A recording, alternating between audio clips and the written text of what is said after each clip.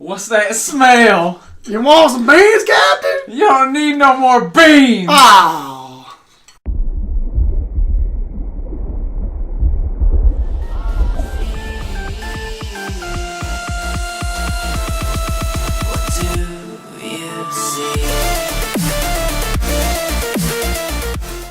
What's up, people of the YouTube universe? It's your boys from the Cinema Head crew, and of course I'm flanked by only two others today, and there's one to my left, Adrian, and one to the right, JP. Now, if you just watched that beautiful intro that we had, you should know that we are going to be reviewing Blazing Saddles, because this is Flashback Fridays, which we are going to start doing. We are watching older movies, and they are going to be great, and they're going to be up in your face. For those of you who don't know, Blazing Saddles was filmed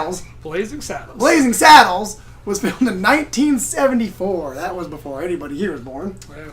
My mother remembers watching this because she was 30, so wow. She is now 74. That's just how old this movie is. She's old as hell. She's old, man. She could have been in this movie. The writer, the director, of course, the great Mel Brooks, who is 96. He's still alive, still pushing on. He made great movies such as Spaceballs, and Spaceballs. Yeah. Young Frankenstein. He's got so many great movies. He's a legend. I loved him. Spaceball. Of course, in this movie we have the late, great, rest in peace, sir, you were funny, Gene Wilder is the Waco Kid. Clavon Little is also in this movie, and he plays Bart. He is the black sheriff, the very first black sheriff ever. If you do not know the plot of this movie takes place back in the Wild West, still during the times not with to a be lot confused with Will Smith's movie. Yeah, not Will Smith's movie. Back in the times where we were still segregated and there was still a lot of racism going on. The Cleavon Little, Bart, he becomes the first black sheriff of a town called Rock Ridge. It is under attack from people who are trying to destroy it so they can build a railroad through it to make more money off of it, because that's all they want to look for is money. And when he first gets there, they of course tear him down. They don't want nothing to do with him. But as the movie progresses, they see how great of a person he is. And of course, he ends up saving their nice little town. This movie is funny. It's very, very funny. And there's some great, great parts in this movie. And Adrian, the comedy that is in this movie, do you think that comedy would hold up today? Yeah, I think most of it will hold up today. I mean, it's really racist. It's really racist movie. I mean, it's funny. I mean, with the way things are nowadays, I don't know if the movie would hold up the way it held up in 1974. Yeah, with the social media world, especially people getting fired over tweets, stuff like this. I don't know. But if you're not like ultra sensitive, this movie is like, it's a classic. This movie is everything, all the actors, everything about it is super funny. Super funny. Touching on the racist parts in this movie, I feel like it was done at a proper time where there was still so much segregation, and we kind of had to see both sides of it. JP, could you touch on the more racial help that this movie could have done for our country watching this movie? Well, I mean, it kind of, in a way, it's like an eye-opener to what, if you weren't familiar with that part of history, how people were treated back then. But it's kind of, in a way, like a good story, because they all kind of end up rallying around him at the end and coming behind him, and it kind of, like, it's a part of the beginning of the movie, but as the movie stretches out, you see that it's less of a factor more and more, because they more rally around the type of person he is and for what he stands for, which is kind of a good message in a way. So that is very true. Man, we had some great actors in this, like Gene Wilder, Mel Brooks. Mel Brooks actually plays two parts in this. He plays a governor and then a random appearance as an Indian guy, which was hilarious. Adrian, the acting in this movie, was it subpar? Was it great? For this, even if you brought it into 2018, was this acting 2018-ish? I think, well, because if you look at how the movie, I mean, it's like a parody. It's like a parody movie. Obviously, you're not supposed to be taking it seriously. But all the actors, Gene Wilder, he's Willy Wonka. Yeah. I mean, this guy... He's in a lot of movies. This guy everything he did was so good. He's such a great actor. He was so funny. I mean, every time he's on the screen, like, you just can't help but just watch him. And of course Mel Brooks. Mel Brooks is, man, this guy's directed so many funny movies. He's super funny. His parts in movies are always like amazing. Or they're short. Like he's not like the main character in this. He wasn't the main character in Spaceballs, but he's so funny. Mm-hmm. And just the comedic timing of the whole cast. Oh man, Clavon Little was great. So just he's so good. Like all of his comedic spots were just on point. Along with Gene Wilder, they bounced off each other well. Yeah. Like, they worked really well together. Yeah, in this movie. for sure. They did. So this being one of Mel Brooks' movies, JP, how do you think it held up to his other movies, which are huge blockbuster movies on top of this one? Is this one of his best, or do you think it's one of his worst? I mean, it's definitely one of his most classic movies, the ones that he's most well known for. I mean, everybody's kind of familiar with Spaceballs because they're more familiar with Star Wars, but this is one of those movies that if you're a fan of his or if you've seen any of the movies he's done, that you should see.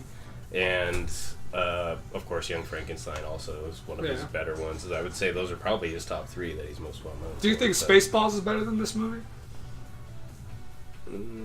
I don't know. I mean, honestly, I think Young Frankenstein is his best movie. Really? That's my opinion. But I like this. I mean, Spaceballs. I'd probably put Spaceballs over there, but this it would be so close. Oh yeah, all of them are amazing. All of them are amazing. This movie, of course, got a 90% on that Rotten Tomatoes, and it still holds true to this day. So, this is kind of a question for both of you. Do you think that we could have a movie if this movie was exactly the same? I know we already touched a little bit of base on it, but let's get a little more detail. This movie was exactly the same, part for part, word for word, in 2018. Could we have this movie? Could this movie be made? We'll start with you, Adrian. I don't think so, man. Why not? With social media, like JP touched on earlier, and I'm not saying that they're wrong for being sensitive, because I understand it the way things are now, but there would be so much backlash, and more than likely, like, the company that put the film out wouldn't want it. They wouldn't want all the negative press, and they probably wouldn't even put the movie out, to be honest with you. Like, I just can't see it. Even though it's a comedy, like, it's supposed to be funny. It's not supposed to be taken seriously, but it doesn't matter. JP?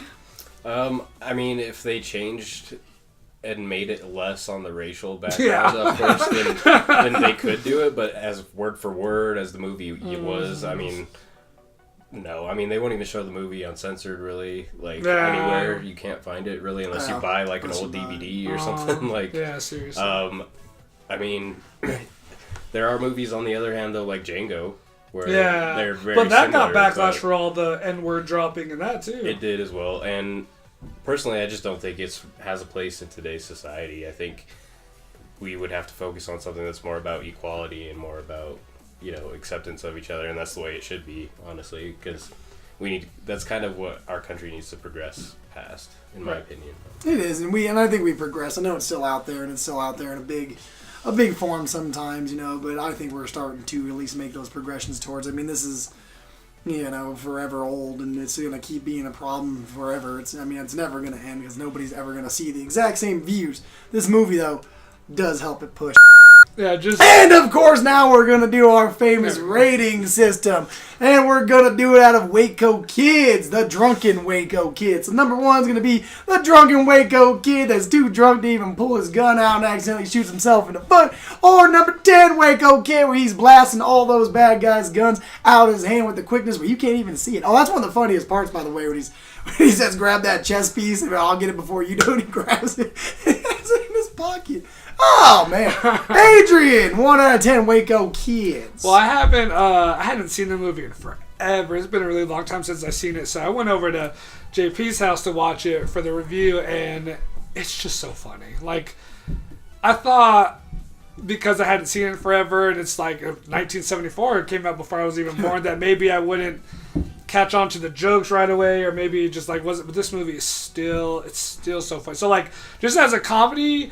And for it being made in 1974, I'm gonna give it 10. Give it a solid 10. Out of 10 Waco 10 out of 10 Waco Kids. JP, out of Waco Kids, 1 to 10, sir. I would give it a solid 7. It holds up really well. The comedy's great, and it's fun. And of course, Gene Wilder and Clavon Little are great with each other. So good. They're amazing. So good. I would give it a 9 out of 10 because this movie is great. Like he said, this movie was made 10 years before we were born. So this movie's 44 years old. And right now, it's still, if you watch it and you don't, you're not so sensitive towards some things, and you watch this movie, it's great. It gets 2 huge thumbs up because there's just great parts in it, great acting, great writing, great directing, really great everything. Now, with that being said, we're going to drop a couple final thoughts if anybody has any things to throw out there. If not, we will wrap this video up. Adrian, any final thoughts? If you haven't seen it, definitely go check it out. Don't let it scare you off just because it's an old movie. It's great. It's still good to watch, even today. JP, final thoughts? It's a Mel Brooks comedy classic. Yeah. It's a great movie. Like I said, Gene Wilder, Clavon Little, great actors in the movie. Definitely worth checking out. So. Yeah. I do agree. My final thought is go watch this movie. Try to find it somehow, some way. Even if it's edited, it's still hilarious, So man. good. It's so funny.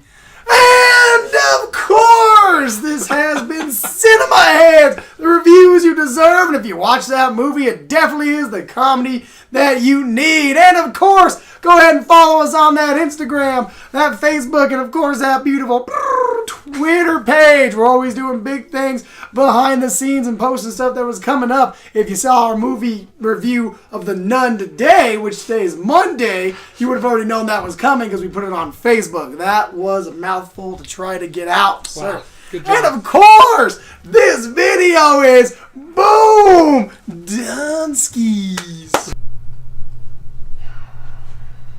Winter is coming, but you can stop this winter, and you can stop the White Walkers if you subscribe and click that notification button.